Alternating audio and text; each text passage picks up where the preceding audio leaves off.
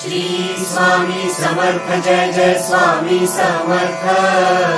सद्गुरु स्वामी समर्थ जय जय स्वामी समर्थ। महाराज श्री स्वामी समर्थ जय जय स्वामी समर्थ। सद्गुरु स्वामी समर्थ जय जय स्वामी समर्थ। जिथे स्वामी पाय तिथे न्यून काय, स्वये भक्त प्रारब्ध घडवी ही माय। ओम स्वामी समर्थ साधना केंद्र प्रस्तुत साधक स्वामींचा। नमस्कार मंडळी, आतापर्यंत अनेक एपिसोड झाले, लोकांनी पाहिले, लोकांनी त्याच्यावर कामं पण केली, लोकांचे रिप्लाय पण आले की आम्हाला खूप फरक पडला। मला सगळ्यात मोठा आनंद हा झाला की मी जे लोकांना सांगतो ती लोक प्रामाणिकपणे करतात आणि त्याचा फायदा त्यांना होतो।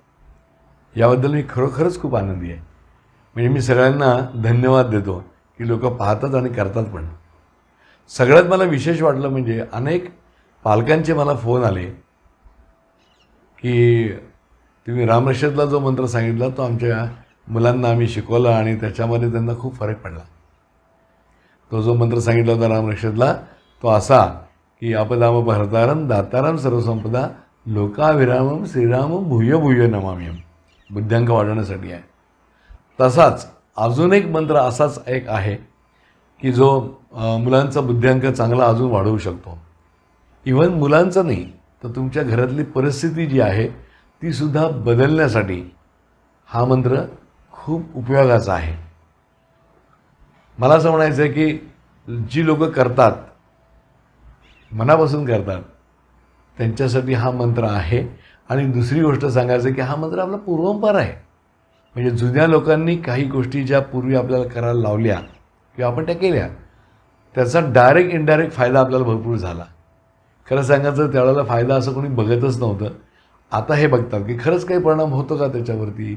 लोकांची शोधवृत्ती चांगली आहे, ती वाढली आहे की मी हा मंत्र म्हटल्यानंतर खरंच याचं चांगलं झालं आहे का, किंवा मी हा मंत्र घरामध्ये म्हटल्यानंतर माझं खरं बदललं आहे का, किंवा मी हे अनुष्ठान केल्याचं ह्याच्याबद्दल मला काही फरक पडला आहे का। असं अनेक लोक छानपैकी विचार करायला लागले आणि त्याप्रमाणे ते करून त्याचं ते कळवायला पण लागले। मला सगळ्यात जास्त आनंद तो आहे की लोक हे पाहतात, करतात आणि त्यांना फरक पडला की ते पण लोक कळवतात। ज्यांना फरक पडत नाही ते पण विचारतात, तेव्हा त्यांना विचारतो मी की तुम्ही अशा पद्धतीने केलं आहे का, तर थोड्याफार चुका होऊ शकतात। मी असं म्हणत नाही की लोकांकडून चुका होत नाहीत, होऊ शकतात, पण त्या ठीक आहेत, किरकोळ आहेत, पुन्हा करायला काय हरकत आहे आपल्याला, आपण करून तर बघू, नक्की फायदा होणार आहे। आत्ता जो मी मंत्र तुम्हाला सांगणार आहे, जो मुलांसाठी आहे, मोठ्या माणसांसाठी आहे, घरातल्या लक्ष्मी संपन्नतेसाठी पण आहे। म्हणजे घरातल्या बाईंनी समजा जर केला तो, किंवा एखाद्या घरातल्या पुरुषांनी रोज संध्याकाळी म्हणला, साधारण ह्याची वेळ आहे 7 ते 8 या दरम्यानली आहे। म्हणजे तुम्ही 6:30ला केला तरी काही म्हणजे त्रास होईल असं काही नाही आहे, पण 7 ही आपल्याकडे आपण असं पूर्वी म्हणायचो की 7ला घरात लक्ष्मी येते, वैभव घरामध्ये येतं, तेव्हा ते पूर्वी परवाचा म्हणायची पद्धत आपल्याकडे होती। मग त्या परवाचामध्ये अनेक मंत्र त्यामध्ये होते। हा जो मंत्र मी तुम्हाला सांगणार आहे आत्ताचा, हा मंत्र सगळ्यांना माहिती आहे, फक्त त्याचे उपयोग कोणाला माहीत नाही। म्हणजे पूर्वीचे लोक सांगायचे की तुम्ही म्हणा, आपण म्हणत असू, पण त्याचा उपयोग काय हे अनेक संशोधन केल्यानंतर मी गेले जवळजवळ नाही म्हटलं तरी 26 वर्ष या मंत्राचं मी संध्याकाळी जप करतो किंवा मी तो मंत्र मी म्हणतो आणि त्या मंत्राचा फायदा मला खूप झाला आहे। मी 26 वर्ष मी करतो आहे। म्हणजे तुम्हाला जेवढे मी आत्तापर्यंत मंत्र सांगितले या मंत्रांचे अनुष्ठान मी स्वतः करून बघितलेत, पहिल्यांदा त्याचे अनुभव मी घेऊन बघितले आणि मगच तुम्हाला मी सांगितले। असं नाही आहे की मी तुम्हाला मंत्र सांगतो आणि तुम्ही करून बघा, असं नाही आहे। तर पहिले अनुभव मी घेतलेत त्याचे। हा जो सुद्धा मंत्र आहे याचासुद्धा अनुभव मी खूप मोठा घेतला आहे।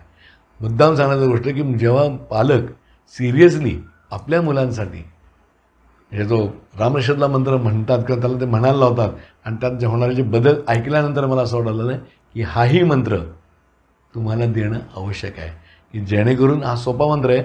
मी घरातल्या बाईंनी जर केला तर मी म्हणेन की लक्ष्मी संपन्न पण आहे, वैभव संपन्न आहेत, घरात काही भांडणं, किरकिर, कटकटी असतील त्या पण ह्या मंत्रांनी जातात, जर तुम्ही अनेक दिवस हा मंत्र म्हणलात तर। मंत्र अतिशय सोपा आहे, कोणी म्हणू शकतं। तो मंत्र असा आहे, शुभं करोति कल्याणम आरोग्यम धनसंपदा म्हणजे आरोग्य आणि धनसंपदा. शत्रुबुद्धी विनाशाय दीपज्योती नमस्ते. इतका सुंदर मंत्र आहे. शुभं करोति कल्याणम आरोग्यम धनसंपदा शत्रुबुद्धी विनाशाय दीपज्योती नमस्ते. हा मंत्र तुम्ही म्हणा, शांतपणे म्हणा, मुलांना म्हणायला लावा. एवढाच म्हणला तरी चालणार आहे. पूर्ण पर्वाचा म्हणायला पाहिजे असं काही नियम नाही आहे, पण तेवढा म्हणा. उभं राहून म्हणा, बसून म्हणा, म्हणजे नियम ह्याला काही नाही हो. तुम्ही मनापासून म्हणता हाच एक नियम. मला असं वाटतं की हा मंत्र तुम्ही मुलांकडनं पण म्हणून घ्या. विशेषतः मी असं म्हणून परीक्षेच्या अगोदर साधारण 1-8 दिवस सुरू करा. हे परीक्षा संपल्यानंतर सुद्धा म्हणा किंवा परीक्षा चालू असताना सुद्धा त्याला तो म्हणायला लावा. खूप फरक तुमच्या मुलांमध्ये पडेल. म्हणजे विशेषतः लहान मुलांचा तर फरक पडतोच. मोठ्या माणसांच्या ज्या परीक्षा असतात, काही लोक म्हणतात बघा IT मध्ये आमची आता एक्झाम आहे, आम्ही हे करणार आहोत, ते करणार, असं बरंच काय काय चालू असतं त्यांच्या कंपन्यांतर्फे. त्यांनासुद्धा हा मंत्र खूप फायद्याचा आहे. त्याच्यामध्ये बघा त्यात असं सांगितलं की आरोग्यम धनसंपदा, म्हणजे आरोग्य तुमचं खूप छान राहणारच आहे, धन पण मिळणार आहे. शत्रुबुद्धी विनाशाय, म्हणजे जे लोकांच्या बाबतीत, माझ्या बाबतीत जे काही निगेटिव्ह पॉवर्स आहेत ते नाहीसे होणार. आणि दीपज्योती नमस्ते, घरामध्ये सगळा चांगला उजेड आणि छानपैकी राहू द्यात, शुभाशीर्वाद मिळेल. अशा तऱ्हेचा हा मंत्र आहे. पूर्वी आपल्याकडे सगळ्यांकडे शुभं करोति किंवा परवाचा म्हणायची पद्धत होती.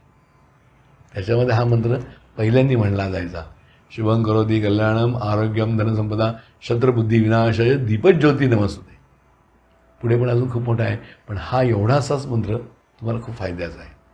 तर चला मंडळी, आपण हा मंत्र म्हणायला सुरुवात करूया. याला वार नाही, वेळ मात्र लक्षात ठेवा. आपल्याला वेळी 6 नंतर 8 वाजेपर्यंत कधीही तुमच्या मुलांकडनं तुम्ही म्हणून घ्या.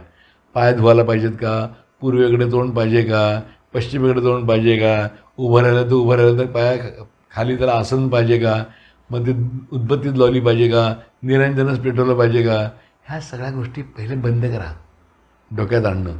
आपल्याला काय करायचं आहे, फक्त मंत्र म्हणायचं आहे आणि फायदा करून घ्यायचा आहे. तर छानपैकी आपल्या मुलाला उभं करा देवासमोर.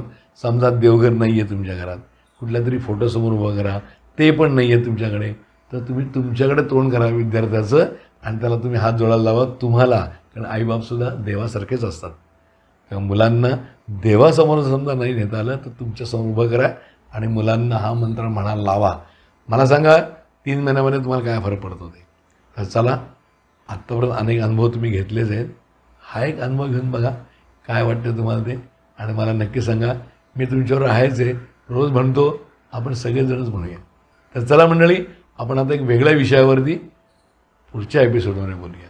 तोपर्यंत सर्वांना नमस्कार आणि शुभेच्छा. मंडळी, तुम्हाला जर सपरिवार आमच्या आश्रमाला भेट द्यायची असेल तर तुम्ही जरूर येऊ शकता. आमच्या आश्रमाचा पूर्ण पत्ता आणि संपर्क क्रमांक व्हिडिओ खालच्या डिस्क्रिप्शन बॉक्समध्ये दिले आहेत.